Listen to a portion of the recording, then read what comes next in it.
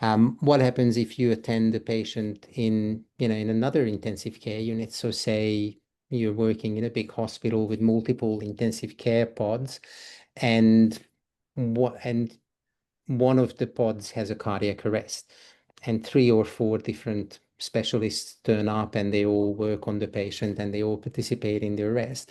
And the answer there is that if that happens, then obviously the intensive care specialist who's nominally looking after the patient in that pod, who would be billing them the daily ICU item numbers, they're there. So their attendance is covered by those item numbers, but you will be counted as an additional specialist and that participates or takes part in that resuscitation.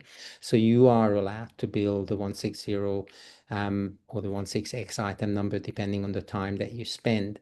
The very important distinction there is that you're there in addition to the person that's providing the intensive care services to the patient, rather than instead of them, which would be the scenario in an on-call or after hours setup.